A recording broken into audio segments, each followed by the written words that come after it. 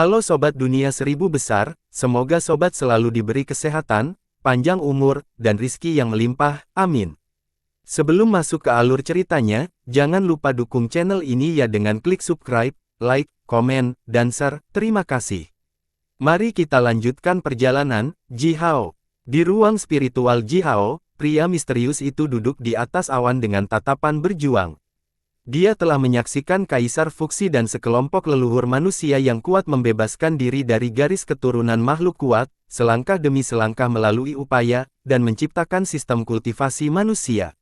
Dia menyaksikan generasi pertama penyihir tertinggi muncul, menyaksikan kekuatan yang mengguncang langit yang meletus dari tubuh manusia yang bergabung dengan bintang alami yang sejati. Dia juga menyaksikan kultivasi mereka, yang miskin, yang gagal. Beberapa mati tepat di tempat, baik tubuh maupun jiwa, dan beberapa jiwa mereka terjebak dalam bintang-bintang alami, selamanya dan selamanya. Namun, mana dari nenek moyang manusia itu yang pernah berpikir bahwa suatu hari, satu manusia akan cukup gila untuk menganggap matahari sebagai bintang roh. Bukan Kaisar Fuxi, bukan orang-orang kuat di belakangnya. Namun, seseorang benar-benar melakukannya. Dia tidak hanya mengambil matahari sebagai bintang rohnya, dia juga berhasil mengubah dirinya menjadi penyihir tertinggi setengah langkah, menunggu untuk bergabung dengan bintang rohnya. Matahari, pemimpin semua bintang di dunia, indah, luar biasa, Raja Bintang. Kekuatan matahari sama besarnya dengan kekuatan gabungan puluhan, ratusan, puluhan ribu bintang alami. Untuk alasan ini, di zaman kuno, Tai, Kaisar Timur, telah mendominasi dunia sebagai pemilik matahari. Tai dilahirkan dengan matahari, dewa ilahi sejati. Oleh karena itu, dia akan mengendalikan kekuatan matahari dengan mudah dan bebas. Penyihir manusia berbeda. Tubuh manusia terlahir lemah dan rapuh, tetapi dengan tubuh manusia yang lemah dan rapuh, seseorang dapat menyerap kekuatan bintang, tumbuh dalam kekuatan, dan beradaptasi dengan kekuatan bintang roh. Setelah tubuh dan jiwa cukup kuat hingga titik ekstrim, manusia ini bisa mengambil risiko, menarik bintang roh ke dalam tubuh, dan mendapatkan kesempatan untuk menjadi penyihir tertinggi. Masalahnya adalah, bahkan penyihir tertinggi yang sebenarnya tidak bisa menahan kekuatan matahari. Hanya Ji Hao, yang sekuat monster. Aku sendiri menciptakan monster kecil. Dia menumbuhkan darah Pan Gu murni di dalam tubuhnya, mencapai setetes darah roh Pan Gu asli untuk memperkuat tubuhnya, mengeluarkan kotoran, dan dengan tentatif membangun tubuh Pan Gu. Dengan tubuh itu, dia akan bertahan bahkan jika dia harus menelan matahari Pan Gu. Dia mungkin merasakan hatinya terbakar selama beberapa jam setiap hari setelah itu, tetapi selama dia terus tumbuh lebih kuat, ketidaknyamanan itu akan hilang. Hanya saja, bintang di langit tak terhitung jumlahnya. Bahkan jika ratusan ribu bintang-bintang itu diambil oleh penyihir tertinggi untuk mengolah diri mereka sendiri, tidak masalah. Tapi, matahari itu diperlukan. Pria misterius itu sedang berjuang, alisnya yang berat bahkan kusut saat dia mengencangkan bibirnya, memamerkan giginya, dan bergumam pada dirinya sendiri, bahkan bintang ganas seperti serigala pembunuh pun bisa diambil. Hanya sedikit lebih lemah dari matahari. Atau Loho, yang satu bahkan bisa menyaingi matahari. Bahkan bintang-bintang besar ini tidak sepenting matahari. Dunia Pan Gu bisa kehilangan bintang apapun kecuali matahari. Tanpa matahari, dunia Pan Gu akan jatuh ke dalam kegelapan abadi. Cahaya bintang alam tidak dapat menerangi seluruh dunia, juga tidak dapat memberi semua makhluk hidup kehangatan dan energi. Jika matahari diambil, dunia akan menjadi zona tak bernyawa. Anak ini, lahir di tempat yang salah. Mengapa dia lahir di klan Gagak Emas? Mengapa dia secara alami terhubung dengan kekuatan matahari? Jika dia lahir di keluarga macan putih di barat, segalanya akan menjadi lebih mudah. Menghela nafas panjang, pria misterius itu tanpa daya merentangkan tangannya dan berkata, "Yah, anak itu pintar, biarkan dia mengkhawatirkan itu. Saya telah bekerja keras untuk mengumpulkan kekuatan jiwa. Yang aku miliki sekarang bahkan tidak cukup untuk menyembuhkan diriku sendiri, jadi aku akan berhenti mengkhawatirkannya." Pria misterius itu mendengus dan menghilang. Ji Hao juga mendengus. Itu bukan akhir dunia, dan apa yang tidak bisa diselesaikan. Dia akan terus belajar dari Yuyu. Sementara itu, dia tidak boleh menyerah pada kultivasinya sebagai magus manusia, yang memungkinkannya menjadi jauh lebih kuat dari rekan-rekannya. Yang pasti, dia tidak bisa mengambil matahari Pangu, tetapi bukankah dia memiliki matahari Panjia? Mengangkat kepalanya, Ji Hao sepertinya melihat banyak dunia kecil lainnya yang jauh, sangat jauh, tepat melalui pegunungan di depannya. Disica dan makhluk non-manusia lainnya dapat menemukan dunia-dunia kecil itu, dan begitu juga dia.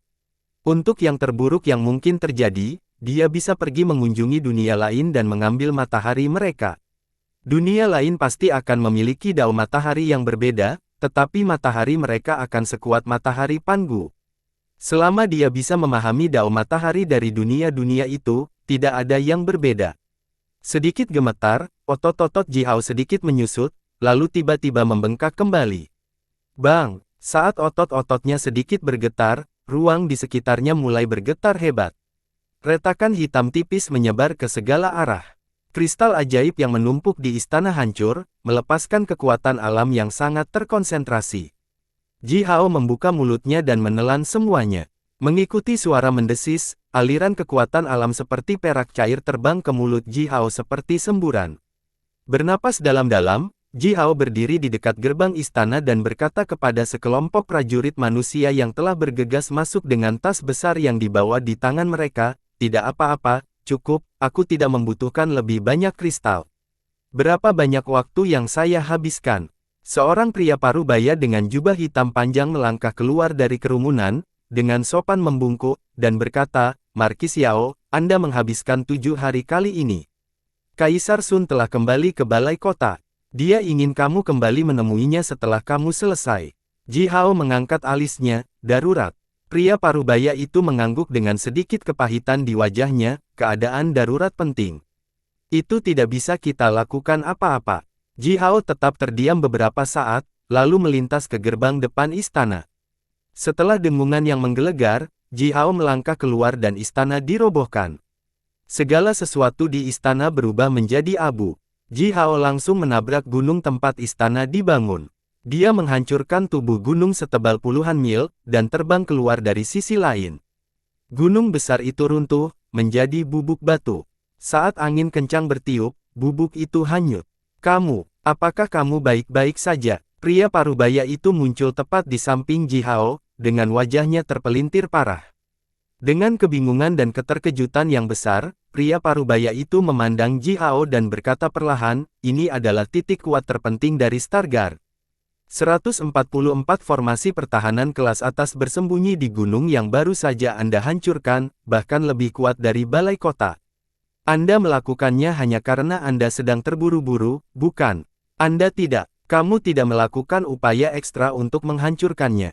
Ji Hao berdiri dari tanah dan tersenyum sedikit malu kepada pria itu. Pria itu menggelengkan kepalanya dengan senyum pahit, melambaikan tangannya, dan menyalakan angin gelap, lalu melanjutkan, "Markis Yao, izinkan saya memimpin Anda ke Kaisar Sun. Anda telah melangkah ke level yang sama sekali baru. Sekarang, kamu terlalu berbahaya bagi yang lain." Ji Hao membiarkan pria itu melakukan apapun yang perlu dia lakukan. Angin gelap yang kencang membawanya ke balai kota. Di balai kota, Kaisar Sun duduk tegak di tanah. Dua pria dengan topi tinggi duduk di kedua sisi Kaisar Sun, wajah mereka tertutup kabut samar. Keduanya jauh lebih tinggi dari Kaisar Hun. Suasana di aula berat dan serius, yang membuat Ji Hao merasa sulit bernapas. Sekitar 10 menteri senior juga duduk di aula.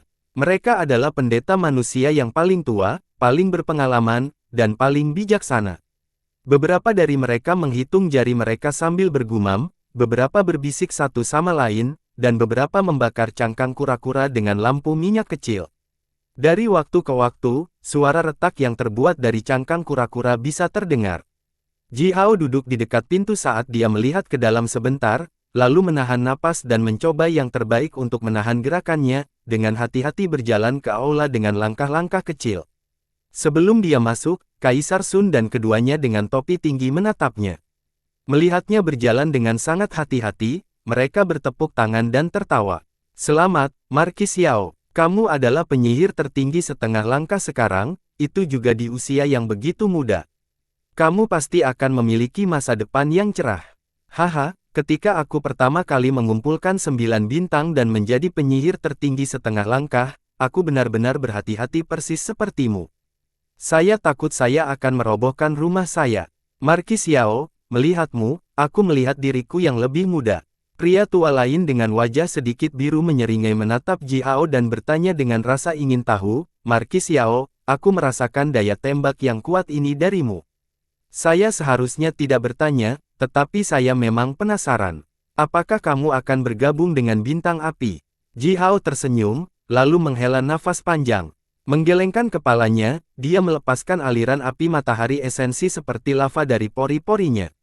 Seketika, dia ditutupi dengan lapisan api setebal 3 kaki, dan ini membuat semua orang tercengang di tempat kejadian. Para menteri senior itu menjulurkan mata mereka karena terkejut, sehingga bola mata mereka bahkan tampak terbang keluar dari rongga mata mereka.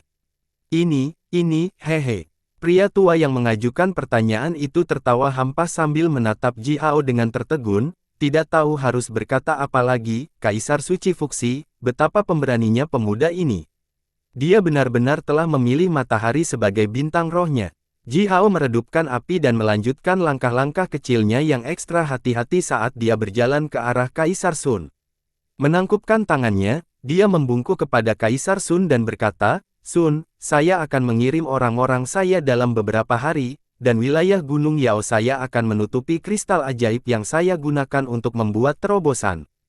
Kaisar Sun mengangguk, melambaikan tangannya, dan menjawab, itu hal kecil, bukan yang penting sekarang. Berhenti sejenak, Kaisar Sun masih tidak bisa menahan diri saat dia menunjuk ke arah Ji Hao dan bertanya dengan keras, mengapa kamu memilih matahari? Ini benar-benar, sambil menggelengkan kepalanya, Kaisar Sun tiba-tiba mengangkat kepalanya dan menatap matahari Panjia, yang bersinar hangat di luar balai kota. Sekelompok pendeta di aula tiba-tiba tercerahkan. Mereka tertawa, menatap Ji Hao dengan cara yang jauh lebih hangat dan lebih serius. Ji Hao tidak akan pernah mengambil matahari Pangu. Bahkan jika dia bisa, makhluk kuat di dunia Pangu tidak akan membiarkannya. Manusia lain akan mati jika dia berani mengambil matahari Pangu sebagai bintang roh. Namun demikian, Ji Hao telah mempersiapkan dirinya matahari Panjia. Dia bisa bergabung dengan matahari Panjia. Dia telah mengubah matahari Panjia menjadi sumber energi di kota Puban, yang membuktikan bahwa Ji Hao sudah mampu mengendalikan matahari itu dengan cara yang sempurna. Begitu Ji Hao bergabung dengan matahari Panjia dan menganggapnya sebagai bintang rohnya. Meskipun matahari Panjia jauh lebih kuat daripada matahari Pangu, itu tentu saja jauh lebih kuat daripada semua bintang alam kelas atas di dunia Pangu. Kemudian, Ji Hao akan menjadi salah satu penyihir tertinggi yang paling kuat di antara manusia. Berapa banyak penyihir tertinggi sejati yang ada di dunia Pangu sekarang? Dan siapa mereka? Berapa umur mereka? Tapi berapa umur Ji Hao?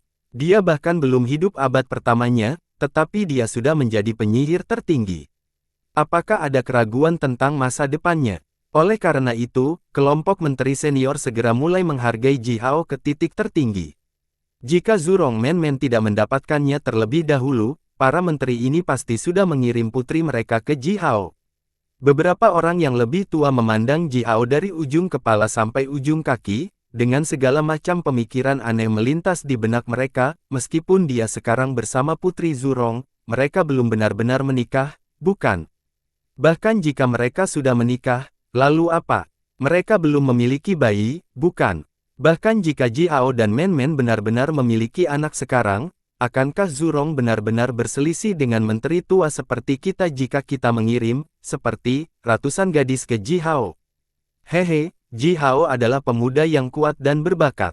Dia meningkat begitu cepat, itu berarti garis keturunannya sangat berharga. Jika kita bisa, mungkin, diam-diam membawa garis keturunannya ke klan kita, hehe.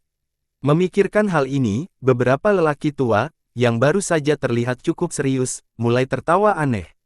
Kaisar Sun melirik sekilas ke beberapa menteri tua dengan cara yang rumit, lalu menggelengkan kepalanya. Dia menunjuk ke bola perunggu seukuran kepalan tangan di tanah dan berkata kepada Ji Hao, lihatlah. Lihat apa yang telah dialami beberapa mantan kaisar di utara. Ji Hao dengan hati-hati menekuk lututnya dan berjongkok, lalu menyentuh bola dengan jari-jarinya. Suara dengungan dimulai di telinganya sementara bola perunggu memancarkan cahaya cian, siluet yang tak terhitung jumlahnya muncul di dalamnya. Ji Hao melihat 12 pria dengan topi tinggi, dikelilingi oleh cahaya bintang yang menyilaukan, melayang di atas kota Liangzhu dan berbicara dengan sekelompok makhluk non-manusia, dengan suara gemuruh. Ji Hao melihat Ye Moloye, Di Xian Luo, dan Fan Hai di antara makhluk non-manusia itu, duduk di kursi besar mewah, di balik layar ajaib pertahanan yang dibuat oleh menara ilahi yang tak terhitung jumlahnya. Mereka dikelilingi oleh prajurit elit non-manusia yang tak terhitung jumlahnya, menghadapi 12 pria dengan bangga. Setelah percakapan yang sulit, Kaisar non-manusia itu mengizinkan 12 orang untuk menghancurkan 12 portal. Bagaimanapun, banjir ini tidak hanya membawa kerusakan parah bagi umat manusia, tetapi juga membuat non-umat manusia menderita. Tanpa sinar matahari, setiap tempat di dunia lembab, dan itu bukan cuaca yang bisa ditahan oleh para bangsawan klan Yu. Setelah itu, 12 pria dengan topi tinggi berpegangan tangan dan mengaktifkan kekuatan semua bintang di utara, meluncurkan serangan terkuat di 12 portal. Di bawah saksi makhluk non-manusia yang tak terhitung jumlahnya, mereka gagal. Kekuatan yang sangat kuat dan tidak masuk akal. Melindungi 12 portal, 12 kaisar manusia yang paling kuat menggabungkan kekuatan mereka dan kekuatan semua bintang di utara untuk meluncurkan serangan, namun cahaya bintang yang menyilaukan meredup, bahkan sebelum 12 portal bahkan bisa disentuh. Miliaran dan miliaran makhluk jenis air masih bergegas keluar dari 12 portal. Apa ini? Ji Hao memandang Kaisar Sun dengan kaget dan bingung. 12 kaisar manusia, 12 penyihir tertinggi, dengan kekuatan gabungan, mereka gagal dengan mematahkan portal itu. Kehendak dunia, dunia Pangu, ia tidak ingin kita menghancurkan portal-portal itu. Pria bertopi tinggi yang duduk di samping Kaisar Sun menghela nafas panjang. Keinginan dunia Pangu. Ji Hao memandang Kaisar Sun, ngeri. Embrio dunia Pangu lahir bersama dengan Sein Pangu. Sein Pangu mengolah dirinya dengan baik dalam kekacauan. Dan suatu hari, ketika dia cukup kuat, dan embrio dunia sudah matang, Sein Pangu melancarkan serangan dengan kapaknya dan menciptakan dunia ini. Di satu sisi, embrio dunia Pangu adalah harta roh Pangu. Setelah Sein Pangu menciptakan dunia, dia diserang oleh monster chaos yang tak terhitung jumlahnya. Beberapa monster chaos itu ingin menjarah kekuatan hadiah alami yang seharusnya turun ke Pangu untuk menciptakan dunia, sementara beberapa menginginkan kekuatan penciptaan dunia baru. Ada juga beberapa yang ingin membunuh Pangu dan merebut dunia baru dan menjadi pemilik baru dunia. Sein Pangu jatuh, dan dunia Pangu berkembang secara alami, hingga saat ini. Masuk akal, kehendak dunia Pangu seharusnya menjadi kehendak Sein Pangu, tetapi Sein Pangu telah jatuh. Kehendak dunia Pangu, yang disebutkan oleh Kaisar Sun ini, apakah itu Dao Agung dunia Pangu? Namun, menurut apa yang telah dipelajari Ji Hao dari Pendeta Daci, King Wei dan Yu Yu, Dao adalah hukum alam, tidak berperasaan dan tanpa emosi. Itu adalah aturan dunia yang beroperasi. Artinya, Dao Agung dunia seharusnya tidak memiliki kesadaran diri. Apakah dunia Pangu sendiri menekanmu untuk membuatmu gagal? Tanya Ji Hao dengan hati-hati. Dia masih tidak bisa mempercayainya. Kedua pria bertopi tinggi itu merentangkan tangan dan tersenyum pahit. Kami berbelas, kami masing-masing mengkonsumsi sejumlah besar kekuatan hadiah alami untuk absen dari misi kami, dan untuk mengumpulkan kekuatan semua bintang di utara. Kami mendapatkan 3 serangan, kata salah satu dari 2 orang itu. Dengan serangan pertama, kami menghancurkan 9 mata air dan 27 klon gonggong tua. Dengan 2 serangan sisanya, kami mempersiapkan 1 untuk mengagumi non-umat manusia dan 1 untuk mendobrak 12 portal. Tapi kali ini, makhluk non-manusia itu tidak melakukan sesuatu yang tercela. Sebaliknya, mereka hanya meminta kompensasi. Oleh karena itu, kami menggunakan kedua serangan pada portal itu, kata pria lain dengan topi tinggi. Serangan gabungan diluncurkan dengan kekuatan semua bintang di utara, jutaan dan jutaan bintang. 12 mantan kaisar manusia memang bukan raja bintang, dan tidak bisa melepaskan kekuatan bintang sepenuhnya. Namun demikian, mereka menawarkan kekuatan hadiah alami mereka sendiri, dan sebagai imbalannya, bintang-bintang itu membantu sebanyak mungkin. Pemogokan itu cukup berat untuk membentuk kembali seluruh dunia. Jika serangan itu mendarat pada 12 mantan kaisar manusia, mereka bahkan mungkin akan binasa. Namun demikian, 12 portal dilindungi oleh kekuatan aneh, yang tidak begitu kuat, namun memiliki kualitas yang luar biasa tinggi. Ketika 12 kaisar manusia melancarkan serangan, mereka dengan jelas merasakan kehendak dunia Pangu itu sendiri. Dekrit alam yang jelas melindungi portal-portal itu, tidak ada kekuatan dari dunia Pangu yang dapat menyebabkan kerusakan pada portal-portal ini. Itu adalah kehendak dunia Pangu, dekrit tertinggi dari Dao Agung dunia ini. Karena itu, serangan penghancur dunia menghilang sebelum mendarat di 12 portal. Itu hilang, seolah-olah tidak pernah ada. Dunia Pangu melarang mendobrak portal-portal itu, kata Kaisar Sun dengan senyum pahit. Dia menunjuk ke bola perunggu, yang melayang di depan wajahnya, dan melanjutkan dengan suara yang dalam, gambar-gambar di sini dikirim ke benak 12 kaisar oleh dunia itu sendiri. Ji Hao, kamu lihat. Layar cahaya berkilauan, lalu kekacauan tak terbatas muncul di depan mata Ji Hao. Dalam kekacauan, dunia yang indah dan besar bersinar dengan indah, seperti ribuan matahari berkumpul bersama. Sesekali, ratusan gelombang kekacauan akan dengan keras melintasi dunia ini. Gelombang kekacauan terkecil panjangnya jutaan mil, sedangkan yang terbesar panjangnya miliaran mil. Bahkan suara sedikit pun tidak dihasilkan. Ketika gelombang kekacauan itu melanda dunia, tidak ada apa-apa selain cahaya yang menyilaukan, panas tak berujung, dan energi yang tak terhitung, dihasilkan. Di sekitar dunia yang besar ini, jauh, 12 bola cahaya mendekat dengan kecepatan yang luar biasa tinggi. 12 bola cahaya ini jauh lebih kecil dari dunia besar. Bahkan yang terbesar di antara mereka tidak sebesar sepersejuta dari dunia besar itu sendiri. Kekacauan tidak terbatas. Bahkan dunia terkecil pun radius lebih dari 100 miliar mil. Ketika dunia-dunia ini bergerak dalam kekacauan, kecepatan bergerak mereka relatif lambat berdasarkan volume raksasa mereka, tetapi bagi makhluk hidup normal, seperti manusia, kecepatan bergerak dunia-dunia itu sangat tinggi. 12 dunia kecil meledakkan pusaran air kekacauan dan pasang surut kekacauan yang tak terhitung jumlahnya, terbang cepat ke dunia Pangu saat mereka meninggalkan ekor bercahaya sepanjang ratusan miliar mil di kekacauan. Karena formasi besar yang diciptakan oleh Gonggong, kekuatan air dari 12 dunia air telah menarik ke dunia Pangu tanpa henti. Ini menghasilkan kekuatan hisap yang sangat kuat, yang membawa 12 dunia kecil ke dunia Pangu. 3 tahun, paling lama dalam 3 tahun, dunia kecil ini akan direbut oleh dunia Pangu. Sama seperti dunia Pansi, dunia-dunia kecil ini akan terkoyak, diserap, dan dicerna oleh dunia Pangu, untuk menyehatkan Dao Agung dunia Pangu, dan untuk memperkuat dunia ini. Dunia Pangu memiliki kebutuhan naluriahnya. Dunia bisa bernapas, sama seperti kita. Momen demi saat, dunia menghirup kekuatan chaos dan menghasilkan bintang-bintang baru. Bahkan Midland dan 4 gurun telah berkembang sepanjang waktu, karena nafas dunia. Namun demikian, apa yang akan diperoleh dunia melalui miliaran abad, bernafas jauh lebih sedikit daripada panen melahap dunia kecil. Dunia tenggelam dalam tidur, sampai dunia Pansi diburu. Dunia terbangun pada saat itu, dan sekarang, ia mendambakan lebih banyak dunia kecil. Ia ingin memperkuat dirinya sendiri, tumbuh lebih kuat, dan meningkatkan. Ini adalah naluri paling orisinal dan paling murni dari dunia Pangu. Kami tidak bisa menghentikannya. Kaisar Sun menunjuk ke bola perunggu dan berkata, ini adalah pesan yang dikirim ke beberapa jiwa mantan kaisar oleh dunia itu sendiri.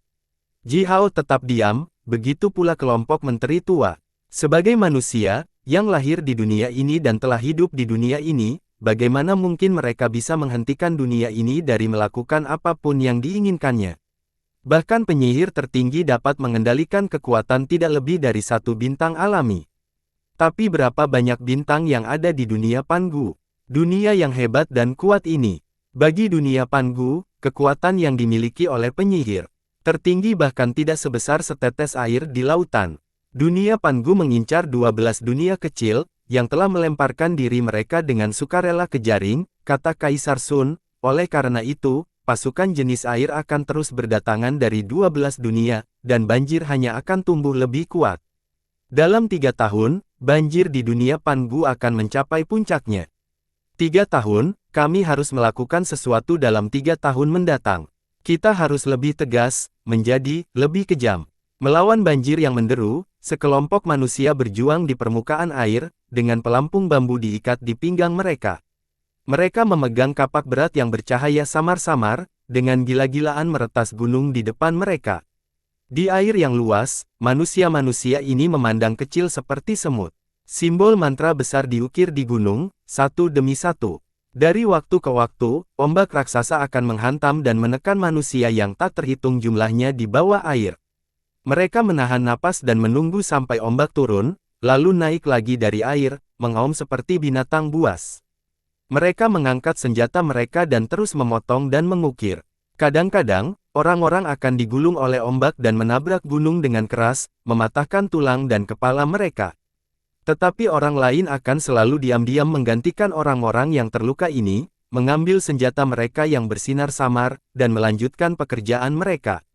Di belakang orang-orang pekerja keras ini ada garis pertahanan, melindungi orang-orang ini dari pasukan jenis air yang menyerang dengan gila-gilaan. Prajurit manusia menginjak rakit, meraung menggelegar saat bertarung melawan pasukan jenis air. Di permukaan air dan di bawah air, makhluk jenis air yang tak terhitung jumlahnya dengan gelisah melancarkan segala macam serangan terhadap prajurit manusia itu. Tinggi di udara, makhluk roh jenis air yang kuat menginjak awan, menghadap Raja Magus dan penyihir ilahi. Tiba-tiba, gelombang putih yang kuat datang ke samping. Dengan gemuruh, pasukan jenis air yang sangat besar berbaris. Para pemimpin pasukan ini adalah 3 makhluk roh raksasa jenis air, melingkar dalam kabut berair tebal, sambil melepaskan getaran kekuatan yang bergetar dan mengangkat ombak seperti gunung. Pasukan manusia panik. Di dalam air, kekuatan mereka telah melemah menjadi kurang dari 10%, sementara makhluk jenis air itu dapat memberikan permainan penuh pada kekuatan mereka. Sudah sangat sulit bagi para prajurit manusia ini untuk menghentikan pasukan jenis air yang mereka hadapi. Tapi sekarang, pasukan 10 kali lebih besar muncul. Tanpa ragu, pasukan pengendalian banjir ini akan dihancurkan. Dari udara, cahaya jernih melintas. Itu adalah Ji Hao di Jembatan Emas, tiba secepat kilat bersama Men Men, Shao Xi, dan teman-temannya yang lain. Tanpa mengucapkan sepatah kata pun, atau memberi kesempatan kepada Men Men dan yang lainnya untuk bergerak, cahaya keemasan yang menyilaukan menyinari dada Ji Hao. Dari cahaya keemasan yang menyilaukan, kereta 9 naga terbang keluar. Ji Hao menginjak kereta, sementara Tuan Gagak berdiri di atas kereta. Mereka berteriak bergema secara bersamaan dan melepaskan gelombang kekuatan panas yang menyengat. Mar! Crow menggetarkan sayapnya yang kuat dan mengirimkan balok emas berbentuk bulu yang tak terhitung jumlahnya, menyerbu pasukan jenis air di bawah. Makhluk roh jenis air yang lemah berteriak kesakitan. Air yang luas direbus oleh api gagak emas Mar. Crow, dalam beberapa detik, makhluk jenis air tingkat rendah itu dimasak. Aroma kental sup makanan laut menyebar di udara. Makhluk roh jenis air tingkat penyihir senior itu bertahan selama beberapa detik lagi di dalam air mendidih, sampai mereka hampir matang, dan aroma yang harum mulai keluar dari tubuh. Mereka juga, makhluk roh jenis air tingkat tinggi itu mengangkat kepala mereka karena terkejut dan marah. Mereka menatap Ji Hao sambil berteriak. Ji Hao kembali menatap mereka dan meraung juga. Dia menekan kedua tangannya ke kereta, dan membiarkan cahaya keemasan mengalir di dalam dadanya. Seberkas cahaya keemasan bergabung dengan kereta. Di kereta, lapisan pola awan mulai bergerak, sementara sejumlah besar senjata berbentuk sederhana muncul di antaranya. Esensi api matahari mengembun menjadi senjata yang sebenarnya, yang terbang keluar dari kereta satu demi satu dan turun dari langit, tampak seperti hukuman yang dijatuhkan oleh surga. Makhluk roh jenis air itu mulai menangis ketakutan. Mereka merasakan kekuatan menakutkan dari senjata emas yang menyilaukan itu, yang tidak pernah bisa mereka tangani. Cahaya keemasan menembus tubuh makhluk roh jenis air ini, merobek jiwa mereka, dan mengubah tubuh dan jiwa mereka menjadi abu. Saat ini, makhluk jenis air yang terbakar terbang ke seluruh langit. Setelah jeritan melengking, makhluk roh jenis air yang tak terhitung jumlahnya menunjukkan bentuk raksasa aslinya sebelum mereka mati. Paus naga, hiu, bendaun air, naga banjir, semua jenis makhluk jenis air berjuang dan berteriak di langit. Dalam beberapa napas, mereka semua menjadi abu yang melayang. Ji Hao sudah menjadi penyihir tertinggi setengah langkah. Esensi api matahari di bawah kendalinya sekarang lebih dari 100 kali lebih kuat dari sebelumnya. Itu bahkan bisa melelehkan langit dan membakar semua makhluk hidup di dunia. Kekuatan matahari esensi positif murni adalah obat alami untuk semua kejahatan, jadi bagaimana makhluk jenis air ini mungkin bertahan hidup? Ji Hao turun ke medan perang sebagai penyihir tertinggi setengah langkah, ini seperti melemparkan penyihir ilahi ke dalam sekelompok kelinci liar. Ini bahkan bukan pembantaian, ini adalah panen yang gila. Panen kehidupan dan jiwa. Diam-diam melihat permukaan air, yang jauh lebih bersih sekarang, Ji Hao memikirkan apa yang terjadi di balai kota, 3 bulan lalu. Dengan suara yang kuat dan bergema, Kaisar Sun berkata bahwa manusia harus berusaha keras untuk melawan banjir. Dia mengatakan bahwa manusia perlu lebih tegas dan lebih kejam. Menghadapi ancaman banjir, yang dipimpin oleh Kaisar Sun dan 12 mantan kaisar manusia, semua klan manusia dibawa ke dalam misi. Dunia Pangu bermaksud menelan 12 dunia kecil untuk memperkuat dirinya sendiri. Ini adalah kehendak dunia, dan manusia tidak bisa menghentikannya. Karena ini tak terbendung, manusia tidak punya pilihan selain melawannya.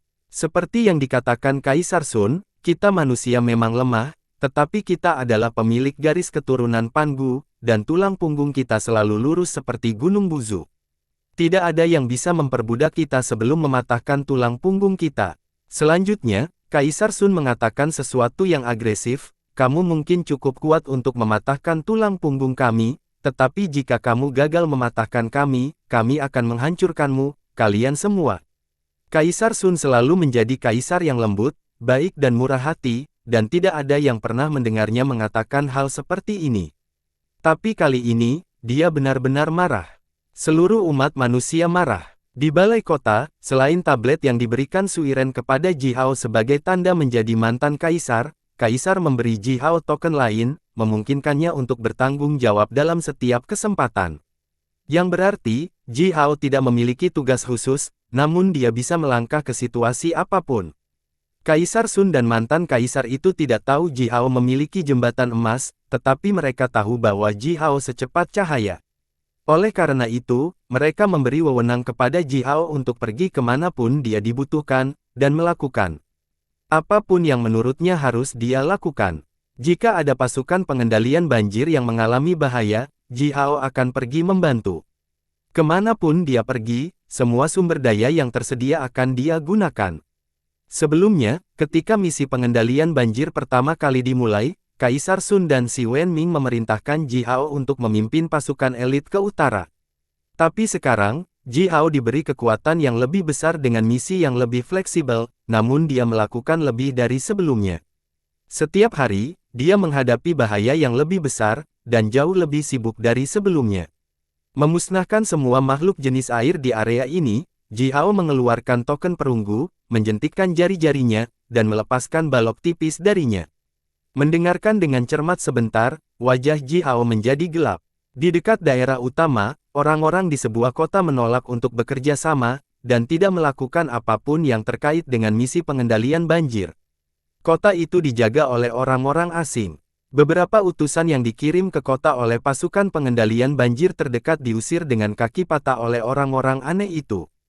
Fey Water, seperti namanya, adalah tempat yang makmur. Selama hari-hari damai, kawasan Fey Water memiliki sumber daya mineral yang kaya. Banyak makhluk tinggal di daerah ini. Sebagai daerah subur yang terkenal di Midland, Fey Water Fever juga kaya akan ikan. Pemilik wilayah yang sangat kaya ini tentu bukan orang biasa. Pemilik area Fey Water saat ini adalah keturunan langsung dari Kaisar Ku, bernama Ji Wu. Ji Wu telah menunjukkan bakatnya yang luar biasa sejak dia masih kecil. Menurut beberapa cerita yang tidak jelas, Ji Hao adalah orang yang cukup beruntung, dan luar biasa kuat. Dia belum berusia 40 tahun, tetapi dia sudah mempersiapkan dirinya dengan baik untuk kultivasi sebagai penyihir tertinggi. Dan sekarang, dia hanya menunggu saat yang tepat untuk membuat langkah terakhir. Sebuah gunung yang menjulang tinggi di samping Fey Water disebut Daiyue. Pegunungan membentang hingga puluhan ribu mil panjangnya, dan tampak seperti naga raksasa, menggeliat di tepi sungai. Gunung itu tinggi, namun banyak area datar dapat ditemukan di kedua sisi gunung. Oleh karena itu, orang yang tinggal di daerah ini lebih suka membangun kota dan desa di lereng gunung, terutama kota besar di daerah ini. Kota besar Feiwate area terletak di timur terjauh gunung, membentang ratusan mil di sepanjang lereng gunung. Sepertinya menyelam ke sungai seperti kepala naga. Itu adalah kota yang luar biasa. Gunung Daiyue seperti naga raksasa, dengan kota besar sebagai kepala naga. Di bawah gunung adalah tempat tiga anak sungai utama Sungai Feiwater bertemu. Ketiga anak sungai juga terhubung dengan 72 anak sungai yang lebih kecil, yang dapat dihitung sebagai area inti dari seluruh air Fei. Karena gunung yang menjulang tinggi dan tempat pertemuan tiga anak sungai utama, daerah ini kaya akan kekuatan alam. Sebuah gua bawah tanah besar dibuat di bawah pegunungan, mengirimkan kekuatan alam yang tak ada habisnya, menyehatkan gunung. Dari kejauhan, puncak tertinggi di pegunungan melingkar dalam kabut ungu samar. Dari puncak ke kaki gunung, bangunan di lereng gunung dikelilingi oleh kabut ungu. Mereka tampak seperti istana di surga, dan tampak agak misterius. Semua sungai banjir, termasuk sungai Feiwater, yang merupakan sungai besar yang mengalir deras. Air melonjak ke segala arah dari jalur sungai, tetapi sebelum puncak tertinggi Gunung Daiyue, sungai mundur, seolah-olah terhalang oleh layar tak terlihat. Tidak ada setetes air pun yang bisa mendekati kota besar, dan bahkan bangunan-bangunan di tepi sungai pun tidak terpengaruh. Di dalam kota, di dekat pintu setiap bangunan, ada sebuah tong tanah liat besar, yang berisi air tawar sepenuhnya. Di setiap tong ada beberapa daun teratai yang lembut, dengan teratai yang mekar berdiri di atasnya. Teratai ini dikelilingi oleh cahaya redup. Cahaya yang dipancarkan dari teratai ini bergabung bersama dan menjadi perisai cahaya raksasa yang menutupi seluruh kota. Di dalam perisai, aroma menyegarkan yang samar bisa dirasakan dari mana-mana, dan suara suci bisa terdengar, mengatakan sesuatu yang tidak jelas. Orang-orang di kota semuanya tersenyum dan tidak tergesa-gesa. Di luar kota, mayat melayang di mana-mana. Dibandingkan dengan pemandangan yang menyedihkan itu, kota Fei Shui seperti surga. Di permukaan air tak terbatas di luar kota, pasukan besar berhenti bergerak. Prajurit manusia berdiri diam di atas rakit, memandangi kota yang bercahaya. Ini adalah pasukan pengendalian banjir. Sungai Feiwater adalah saluran air yang penting. Menurut rencana Si Wenming, Sungai Feiwater harus dikeruk dan dihubungkan dengan saluran air lainnya, sehingga semua air yang berlebihan di dunia dapat dibawa ke tanah terakhir, dan manusia dapat mendapatkan hidup mereka kembali. Tempat pertemuan tiga anak sungai utama sangat penting, banyak pekerjaan yang perlu dilakukan dengan hati-hati di bidang ini. Namun, beberapa utusan sudah diusir dari kota dengan kaki patah. Kemudian, orang-orang di kota memberikan peringatan terakhir mereka, jika pasukan pengendalian banjir berani mengirim satu orang lagi ke kota untuk berbicara omong kosong, mayat akan dibuang kali ini. Orang yang memimpin pasukan pengendalian banjir ini adalah sepupu Si Wenming, bernama Si Wenbing. Orang-orang dari keluarga Si Wenming selalu memiliki kemampuan khusus untuk mengelola saluran air, dan meningkatkan daya dukung sungai. Si Wenming tidak menempatkan Si Wenbing sebagai penanggung jawab karena dia adalah sepupu. Sebaliknya, dia yakin bahwa Si Wenbing dan orang-orangnya cukup mampu untuk tugas itu. Berdiri di atas rakit, Si Wenbing, yang wajahnya hampir tertutup janggut, berteriak marah, apa yang diinginkan Jiwu? Mengapa begitu banyak orang aneh di kotanya? Apa yang mereka inginkan? Dari kejauhan, orang bisa melihat pasukan besar jenis air di sisi lain kota, menghadap pasukan Si Wenbing. Pasukan ini tidak menunjukkan tanda-tanda untuk menyerang, tetapi diam-diam mengambang di atas air. Seekor ular siang liu sepanjang 1 mil melingkar di punggung paus naga, dengan malas menggoyangkan 8 kepala raksasanya, menyemburkan racun ke arah Si Wenbing dari waktu ke waktu. Ular siang liu ini sangat provokatif, tetapi sebelum dia melancarkan serangan apapun, Si Wenbing tidak akan melakukan apa-apa. Merenung cukup lama, Si Wenbing melompat ke perahu kecil dengan beberapa prajurit terpercayanya dan menuju ke kota. Mereka semua adalah penyihir ilahi. Oleh karena itu, jarak puluhan mil hanya membutuhkan beberapa napas.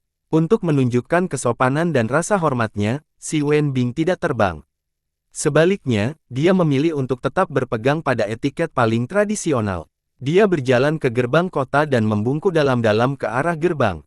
Komandan yang terhormat di tembok kota, tolong kirim pesan saya ke Tuan Jiwu. Si Wenbing menarik napas dalam-dalam dan berkata dengan keras, saya Si Wenbing, keturunan Kaisar Xuanyuan, keturunan Kaisar Zuansu, keponakan Markis Chong, Sisi. Tolong, saya ingin berbicara dengan Tuan Jiwu. Menyipitkan matanya, Si Wenbing melanjutkan dengan sopan, saya adalah keturunan Kaisar Zuansu. Tuan Jiwu dan saya, kami adalah kerabat sejati. Tolong, Tuan Jiwu, demi garis keturunan kita bersama, bicaralah denganku. Jiwu adalah keturunan kaisarku, yang merupakan keponakan Kaisar Zuansu. Baik kaisarku dan Kaisar Zuansu adalah keturunan Kaisar Xuanyuan. Si Wenbing adalah keturunan Kaisar Zuansu. Oleh karena itu, dia dan Jiwu adalah kerabat. Secara khusus, Si Wenbing harus menjadi paman jauh dari Jiwu. Si Wenbing memang bukan keturunan langsung dari Kaisar Xuanyuan, tetapi dia adalah penatua sejati Jiwu. Untuk alasan itu, Jiwu harus membuka gerbang kota untuknya, apapun yang terjadi. Serangkaian suara bisa terdengar dari atas tembok kota. Beberapa saat kemudian, sekelompok besar prajurit dengan baju besi berwarna cerah muncul di tembok kota. Seorang pria parubaya berjalan ke tembok kota. Dia tinggi dan kokoh, bahkan memiliki penampilan yang megah. Memegang tangannya di belakang tubuhnya, pria ini melirik ke bawah dan kemudian tertawa dingin. Kamu bilang kami kerabat, tapi kenapa kamu tidak datang lebih awal? Mengapa Anda mengirim sampah itu kepada saya? Apakah kamu membenciku? Kamu sudah mengirim sampah.